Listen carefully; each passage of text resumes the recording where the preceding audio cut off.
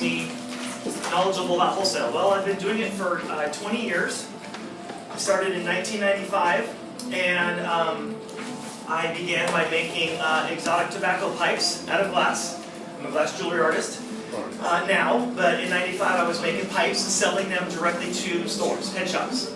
So basically I was learning the basic skills of direct manufacturing to retailer. I was a wholesaler. And I didn't know it. I was just making pipes and selling them to a store, and that's all I knew. So I didn't really ever, I did once in a while, of course, sell them to a friend. That was a retail transaction, but it was still at a wholesale price. So at one point I had 20 stores, and going in them, I had a cohesive line. I had a few different types of, I had one style, but in different kinds of patterns, and then those patterns had different color schemes. So I was already building what's called a storyline and a product line. So did that, and then in '02 developed jewelry, and so I had to sell it, and I already knew, all I knew was how to go into a store, so I did that, I kept that, and went into a local boutique, and she ended up being fortuitously an ex-buyer for Nordstrom's. She said, "You look like you're ready for a rep." So she said, "Go talk to this lady. She is a local rep. She has a showroom." So I went to her, and then she knew a bunch of other reps that I ended up getting. But the problem was they were boutiques, and I'm not a boutique line. I later found out through very difficult trial and error that I work well in galleries and museum gift shops.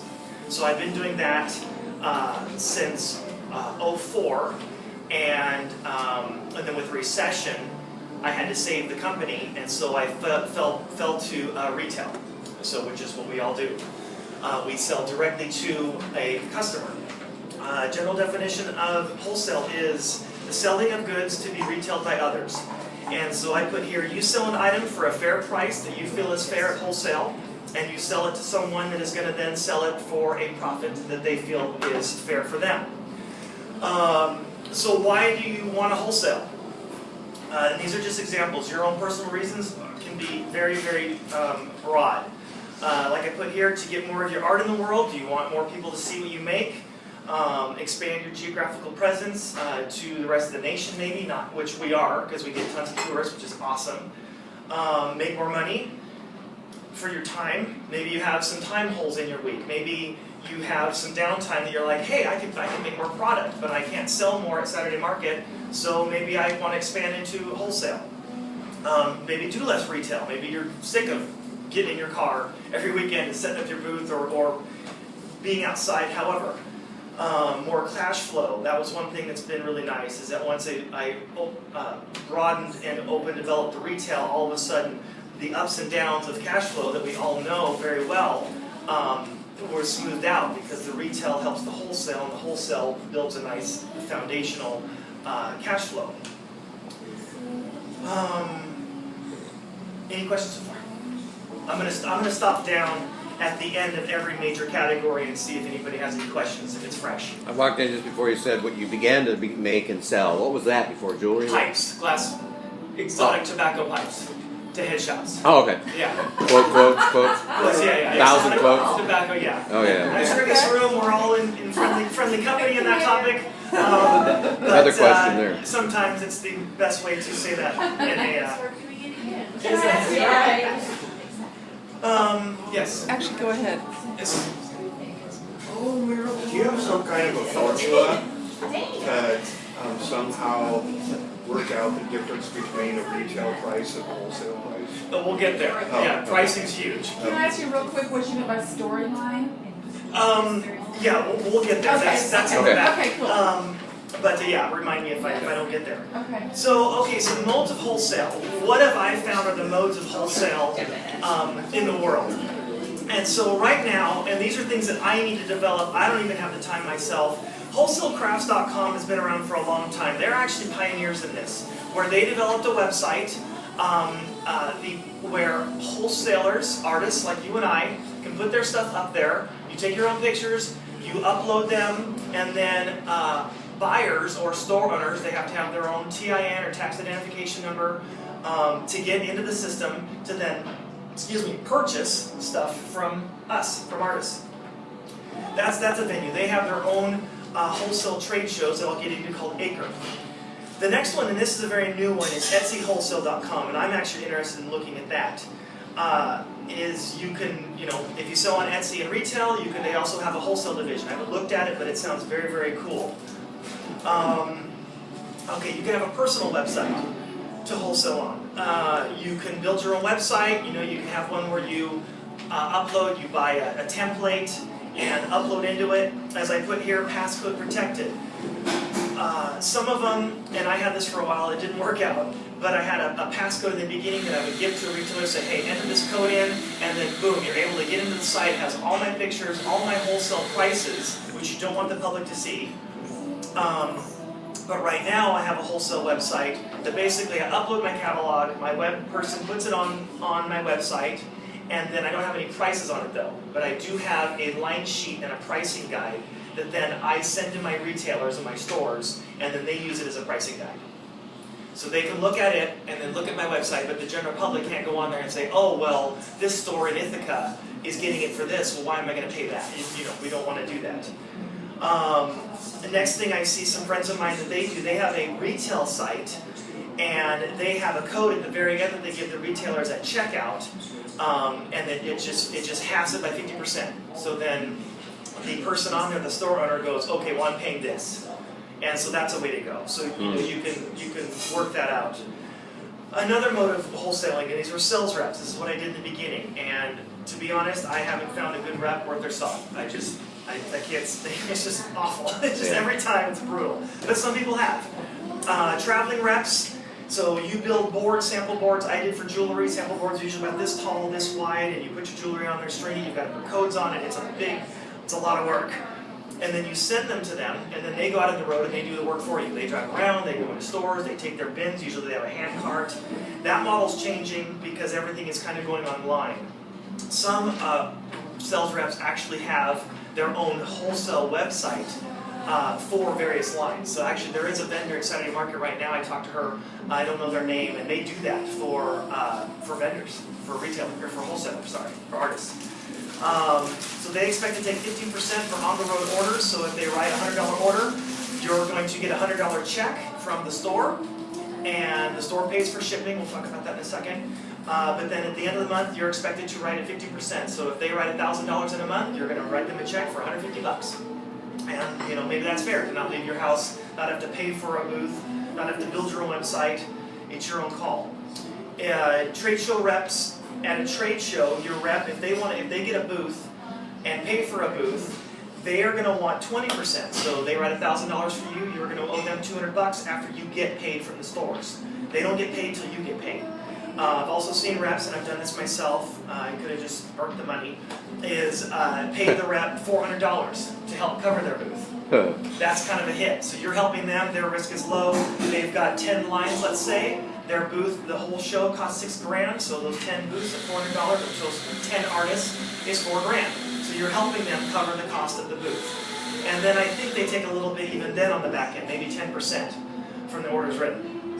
I already talked about the sample boards for traveling reps. But again, if you're making wooden spoons or you're making wooden boards for kitchen cutting, whatever your product may be, that's a whole other thing on how you want to work out with the rep, how they're going to travel with it, how they're going to display it in the booth. That's a whole other nightmare.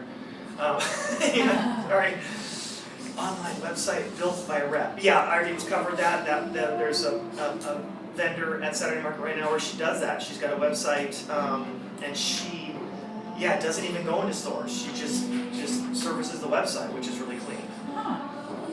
Trade shows. This is what I am really knowledgeable about. I've done probably 40 trade shows, and I did my first one in 2006 when the reps got my first rep in late '03, the one in Portland, and then that kind of petered out.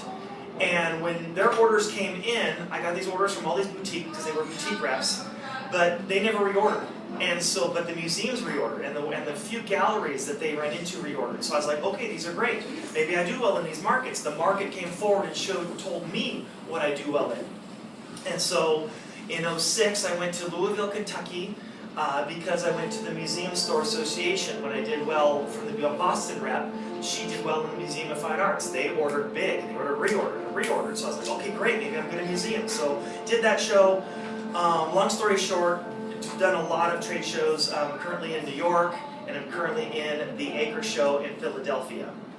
At one point, I was doing 6 shows a year: Philadelphia twice, New York twice, Atlanta twice. So I know a lot about that. Which shows best fit your product? So yeah, so for example, if you make stationery or cards, maybe you want to go to the stationery show. That would be a good fit. If you make, like I said, for example, kitchen supplies, maybe you want to go to a kitchen trade show, wholesale show. For me, doing the jewelry, I could do accessories, but that's a very expensive show. It's in New York, and they have one in LA. But I have found that the big gift shows do well, that they do everything. But you want to be in the handmade division, which, as I put here, are juried. So just as we, have heard, and maybe some of you in the room do art and a pearl, that's a hard show to get into for retail. You've got a jury, people look at your stuff, you got to do applications, send photos.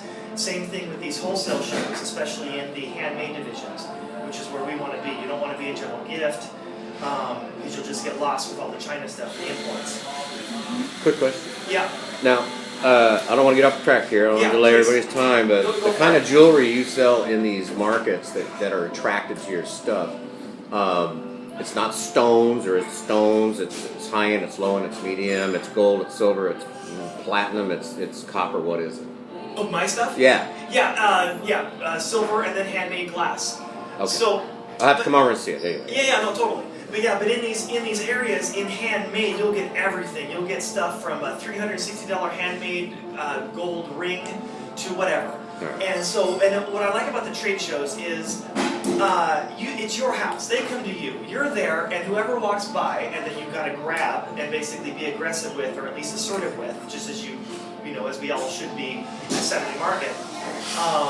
Is I found that really helps drive the sale. And so it's great because if they stop and look at it, well, hey, they think, that might work in my store. So it's kind of a passive situation where you're not calling them. I can't cold call. I can't. It's so hard to cold call people because you get that, why are you calling me? But in a trade show, it's equal ground. They're walking into your home and it's equal footing. Thanks. And I like that because if they're in your booth, they think that they might like your stuff. Something drew them to walk into that line between the hallway, the hall carpet, and into your booth. Julie, you had a question? I'm curious. You're saying doing a gift show. You want to be in the handmade section. Is it still? I did trade shows in the past. I just didn't want to be in places where they had imports as well. I chose only handmade shows. So is it still worth to do those mixed shows where there's a section and the other stuff as well? Definitely, because the sections themselves, the buyers that want those goods will come to those sections. They may walk the other sections too, that you don't want to be in, but they'll definitely go in handmade. So yeah. So you said they walk into your booth, into your area, but at the market you got right up. I do. Talk about the layout. Yeah. We'll do it now. Okay. It's totally different than you've got a set. No, there's a booth sitting in storage right now on the East Coast in a crate that lives there, and it is a whole other setup. Yeah, it's walked in. It's completely different than the retail one. Exactly. Yeah, so you've got to think about that. Get them off the aisle. You do. I mean, and especially for room. You're paying for a 10 by 10, a booth, 10 foot by 10 foot, and you want to use all that. The retail, they're walking by. It's a storefront. But in the retail or in the wholesale, yeah, they're kind of coming in. It's kind of come to my house. Let's do this. Let's have a one-on-one. But in the retail, as we've all found, it's quick. It's fast. It's hey, I'm gonna give you my spiel. I'm gonna talk to you. You walk away. Great. Here comes another person. But in the wholesale, it's up. The game is up. You're professional. You're standing there. You're talking to a business owner. It's a little more intense.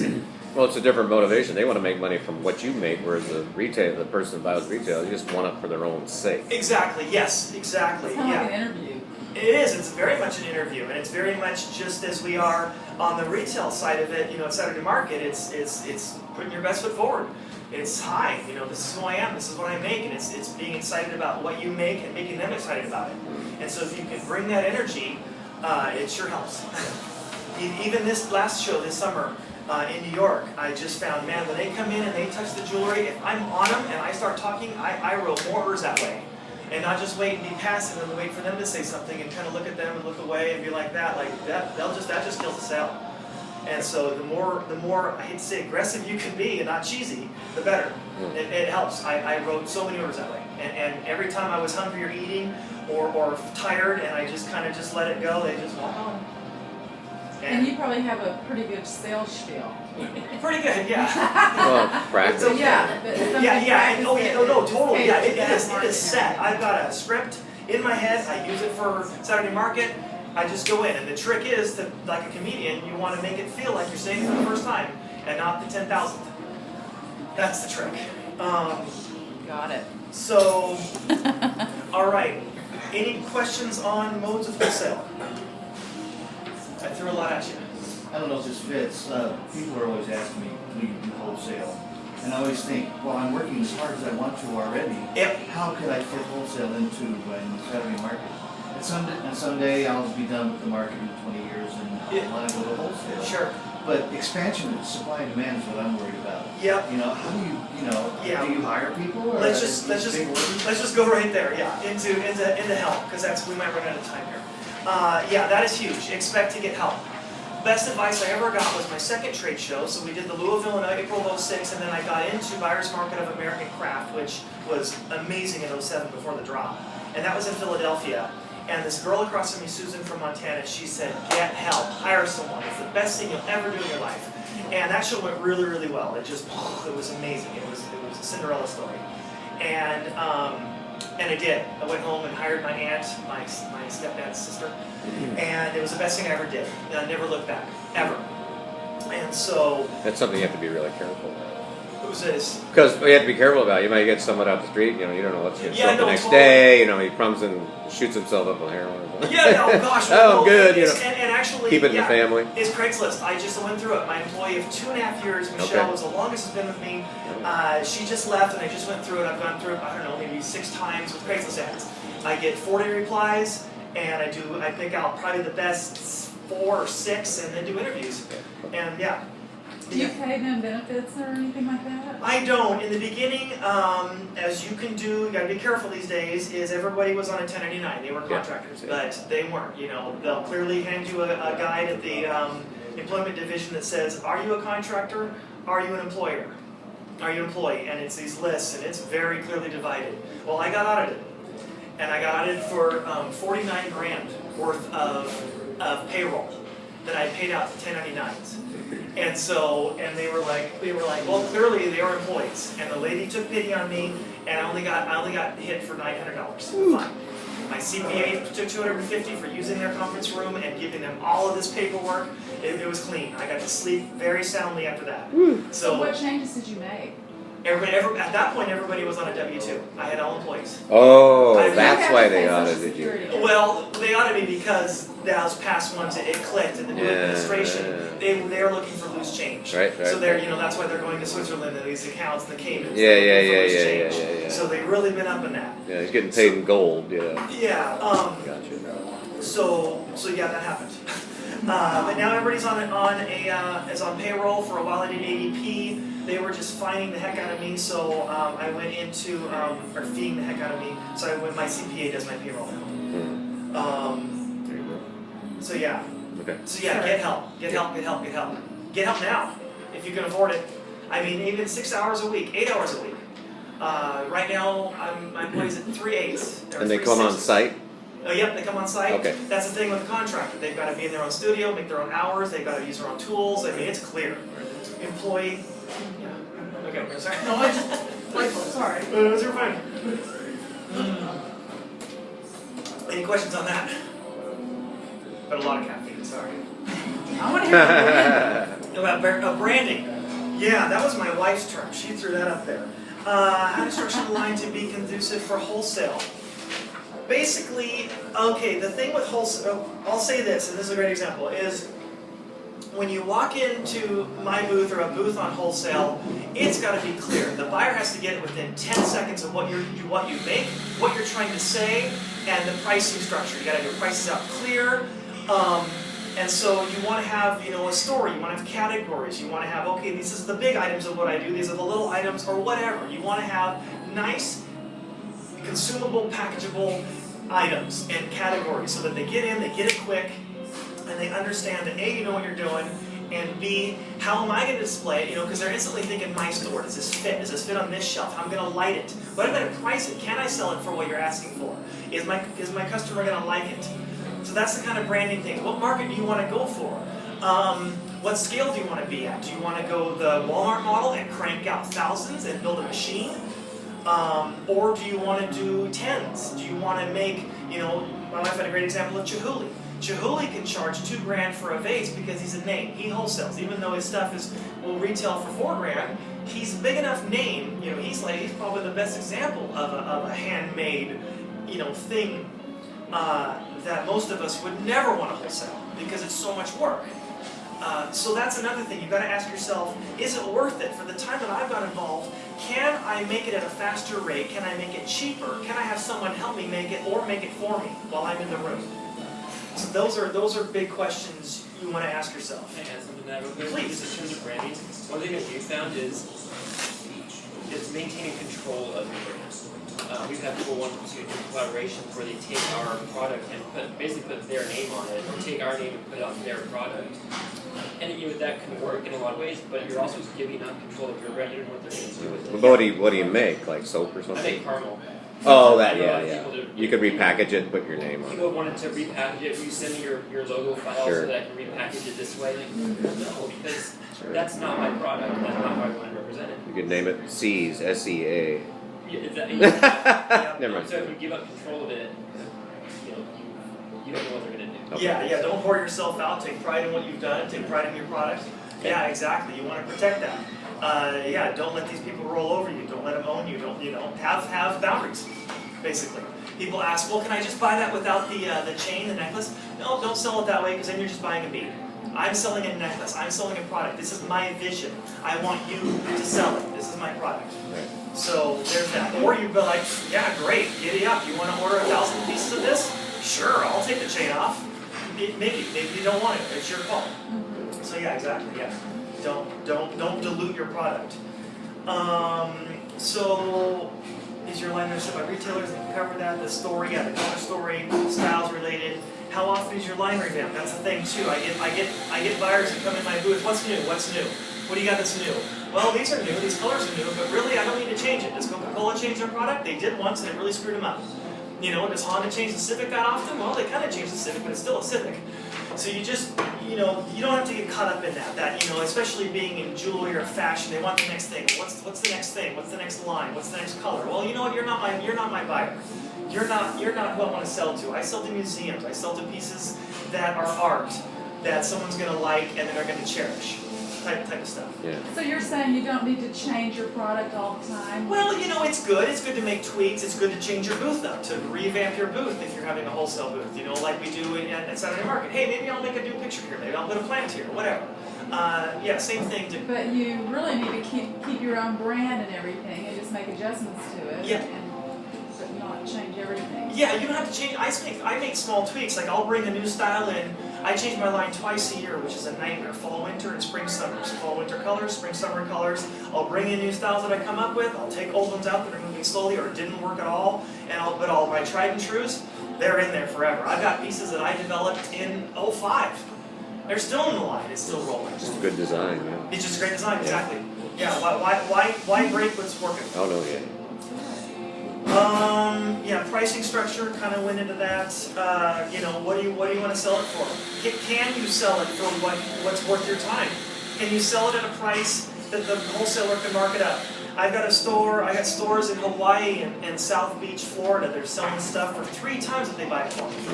So they get it for $20 from me. They sell it for $59. It's like, okay, if you can sell it for that, you bought it for me. I can't say anything. It's yours now. Ask them for more. Yeah, well, exactly. No, I want to. Yeah? I've done that. I made that mistake and then got dropped. Oh no. Yeah, and by a 3-store chain, that hurts. Oh. Chains are awesome. Chains are great. They like your piece. They come in, they order 2 of each item, and then they want to double that. They want to times that by however many stores they have. Like when you get a multi-store chain, it's awesome. the powers of depth of items is great, because then you're making one item, you're making it deep, and it's really easy to reproduce a lot.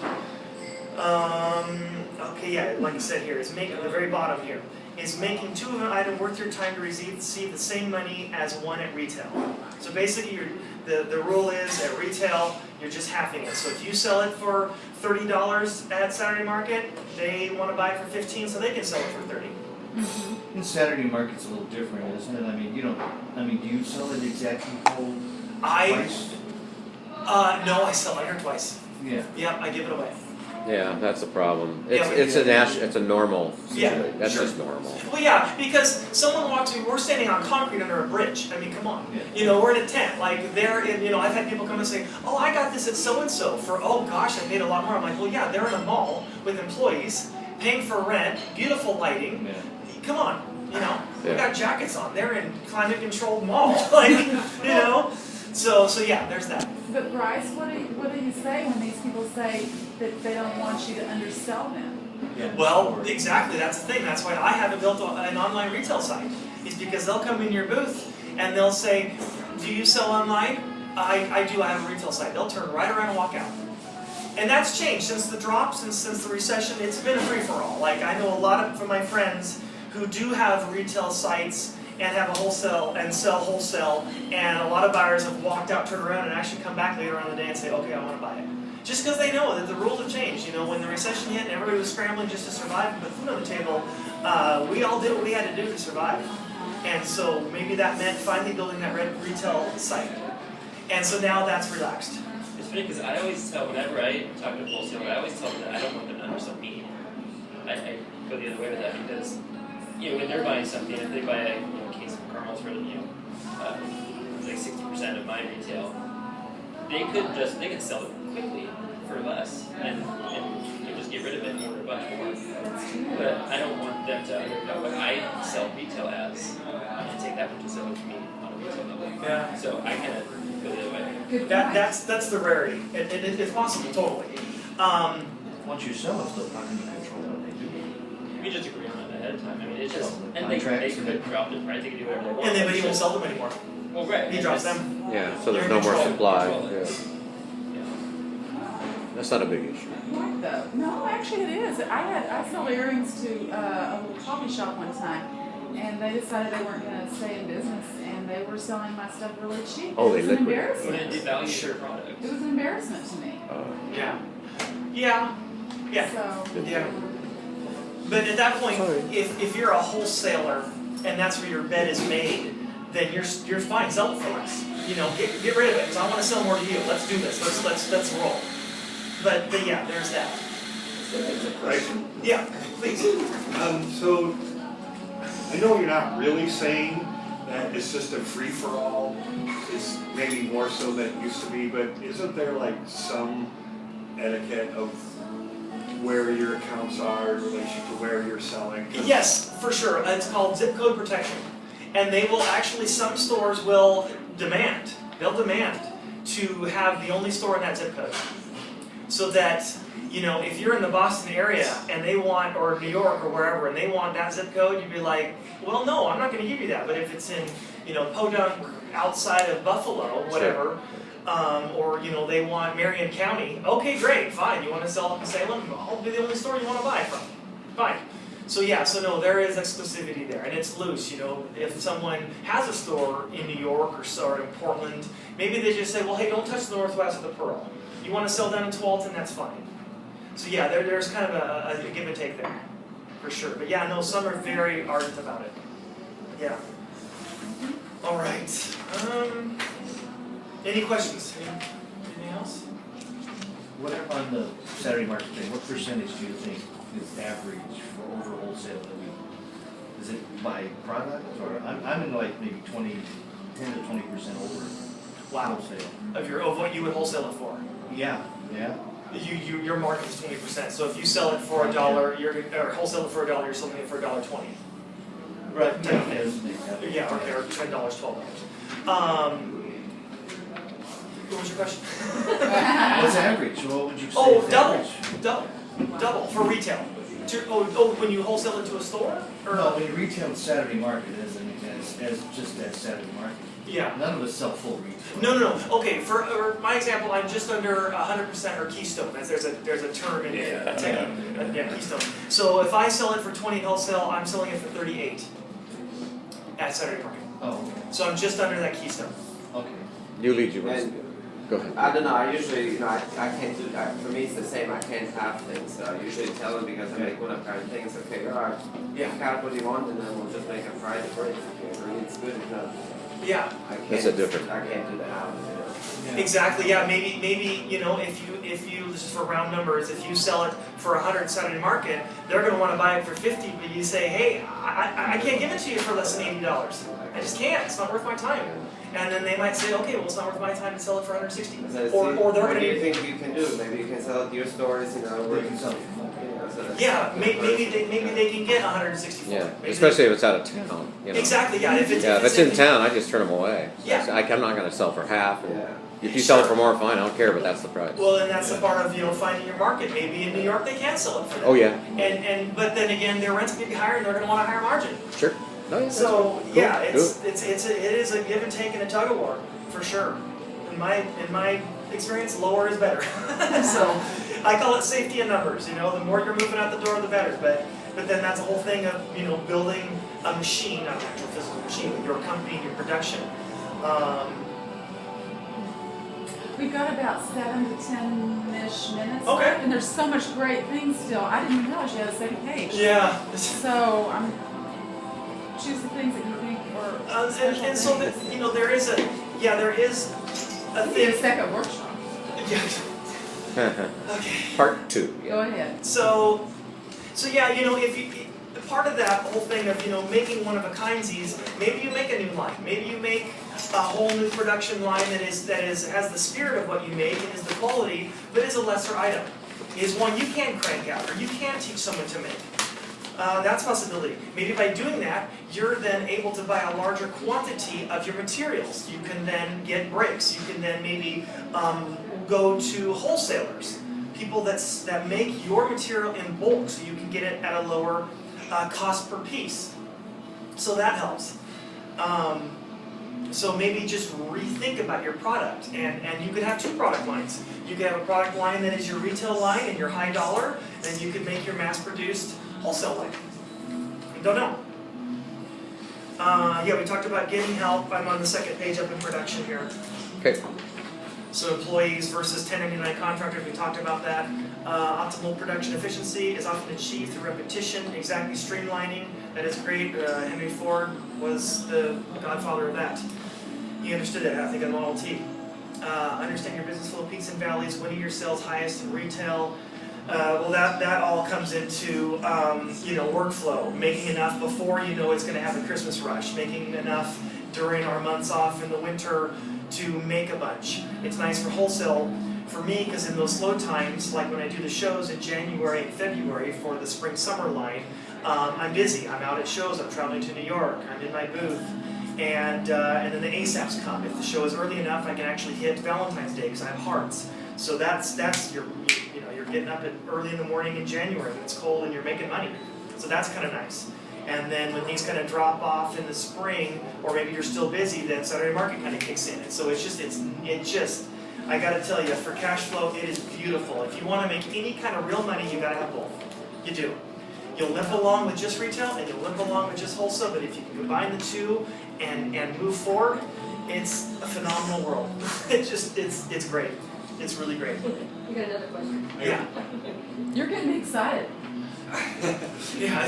That reminded me of something I was thinking about before I even came in here. So at the very beginning, why do you want to wholesale? And one of the reasons maybe is to not work so hard. Right. But is there a time when you're doing both and you're actually working way harder than you even were before? Because I work 60 hours a week. Yeah, with Saturday markets. At least. I get up, my alarm goes off at 5:40, I'm on the torch at 6 a.m., and I'm going all day long. But I mean, when you're transitioning You sleep in. from one to the other, adding the wholesale to the Saturday market, were you doing like 80 hours a week for a few months or something really? Yeah, I mean, when I come back from the shows and it's go-go time, Yeah, I mean, I've tried to hire people to be on the torch, but that was a nightmare. So I'm the machine. But yeah, as far as that transition, no, because by that point I had built the wholesale and only done that, and then when the wholesale dropped off, I slid into the retail. But now that both are kind of cranking, things are strong right now. I'm working my tail off. I'm not at the market this weekend because I didn't order enough chains, and the wholesale is pull all my chains. So I'm not at retail, and I'm tired. I'm exhausted. I don't want to be down that market this weekend. I was glad. I could have gone to another supplier and ordered chains and really pushed hard and made a huge push to get there this weekend, but I didn't. I'm tired. Yeah, I'm exhausted. And so you can give your employees more hours too. I can, and I am, exactly. Yeah, I'm bringing in that new person, but she's sharp, she's quick, she's great. And that's part of it. How much do you want to hand over? How much do you trust their ability? That's a huge one. Are they doing it right? What about paying the person by the product? I mean, like, I do handbags, so if I said, I'll give you so much for sewing, I give them the supplies. Yep. Does that work? I mean, when you said you had trouble with the tax. Well, that's a contractor. If they're in their own home with their own machine and you say make this on your own time, beautiful. Go for it. That's even better. Go for it. That's awesome. Yeah. If you can do that, and yeah, go for it. Yeah. Totally. I know people that they're making wholesale and they hire somebody, assistant or whatever, and they teach them the whole line and how to do everything. Yep. And guess what? Yep. You know what's going to happen. Oh yeah. And is there a way to prevent that? I have a non-compete, non-disclosure confidentiality agreement that I make them sign. Is it for a certain length of time, or is it just? It is, yeah. I think it's 2 years, 3 years. Yeah. Yeah, and you gotta be careful. That's why I would never teach someone how to do the glass making and then how to make the jewelry. I wouldn't give that to someone ever. Oh, and they've always asked, hey, I'll be on the torch if you want. And if you, boy, I see how tired you are. You just teach them the torch. I know what they're getting at. Yeah. Yeah, and so that's why I'm really reluctant to get a guy on the torch. Yeah. Is that a time you established? What? The time of non-copying, the 2 to 3 years? Yeah, that's kind of standard. That's an industry standard. Is that there's a two? Yeah, Is that something you need a lawyer for? No, I went and got a copy. It's this basically a contract place. They sell contract templates. Just get it notarized. You can get online. Get online. Yeah, you tailor it for yourself. Yeah. Real quick, I want to talk about also. At the trade show and how you develop your line, you're going to want a coding system. My codes look like a social security number. It's 3 letters, 2 numbers, 3 letters, a dash, 2 numbers, a dash, and 2 letters for the color code. So you want to build your own coding system because that makes life a lot easier when you go to do your QuickBooks or your invoicing for them. And then every bag that I put a piece of jewelry in has a label. The label has the PO number on the top, has the product number matches the invoice product number, description, and then price per piece.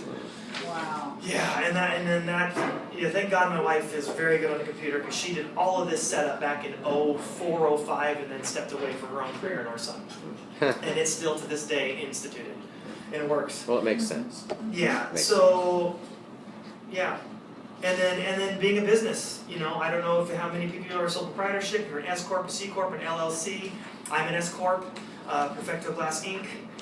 That's something we talked to an accountant with. We had to sit down with Mary way back when. You can also go to SCORE, free professional business help. They're great. What else? Yeah. Mm-hmm. So you have a lawyer, an accountant. I don't have a lawyer. No lawyer. Did I ever need a lawyer? Not yet. Yeah. So. Speaking of lawyers, just to throw it out there, if you go through the Mercy Corps Foundation's business program, you have access to CPAs or lawyers or general business counsel for $25 an hour. Oh, awesome! Yeah, So schedule that. ahead of time. Giddy up. What's it called, Mercy Corps? Mercy Corps Northwest. Yeah, the Northwest. And it's the Right. foundation's business class. Yes. We just signed up for the second round of it. You also qualify for IDA grants through them. It's a matching savings grant. Not to change the subject. No, get some. That's awesome. That's stuff I don't It's know. like, Yeah. you save $2,000 the course of a year, they give you 6 on top of it for equipment. Yeah. It's pretty amazing. Good. All right. We've actually had a lot of members do that. Sam. Great. On the wholesale website, how do store owners or people ordering your products pay nowadays? It used to be 30 days net and Yeah.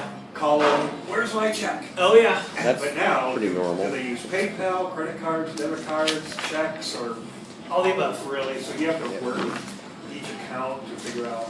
Yeah, I mean, you can have a check box, you know, with a little bubble, but you click it for a net 30 or whatever, and the order comes in, and then, yeah, they'll be expected to pay a net 30, or, yeah, you can have a payment system attached to the site at the very end, just as you would order anything.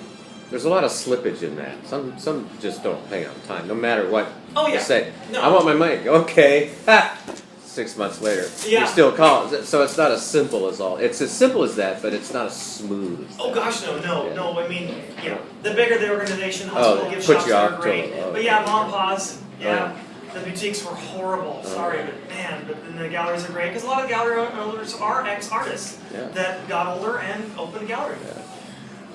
But yeah, no, but the squeaky wheel gets the check on that one. Yeah, you yeah, know, you call once, you wait a week, you call again, and then you start calling every day. You get to know every employee's name that you've talked to.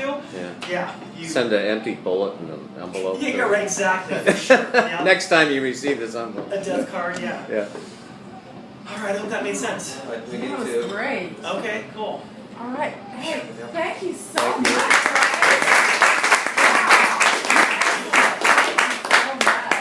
Learned a lot. Cool. Excellent. So let's all share a little bit of oh, wait, 1 second here. And I recorded that. Okay. Okay, girl. one more thing while we're Am I in here. your way? No. Bryce, that was excellent. Thank you so much. But I have to take a minute to give our Mentor of the Month award to, while we're all here. And before you all scatter, our Mentor of the Month is David Crawford.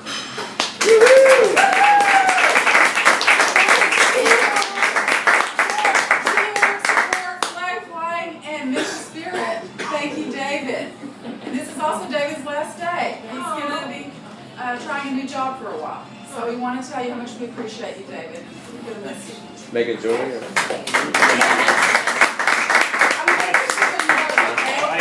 Or? Everybody, let's share donuts and spend our last few minutes just hanging out and thanking each other, okay? David, I want to get a picture of you. Bryce, I'm going to wait there. Bryce, I want to get a selfie of you. Okay. Thanks everybody for coming. Excellent. Thank you. Have coffee and donuts on the way out, okay? Yes, you're welcome. Thanks, Bryce.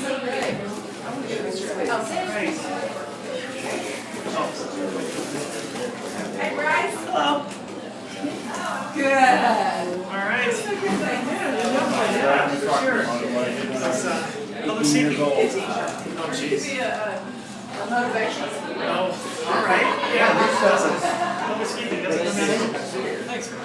I'm so glad you're okay. Thank you, Dana, Marilyn.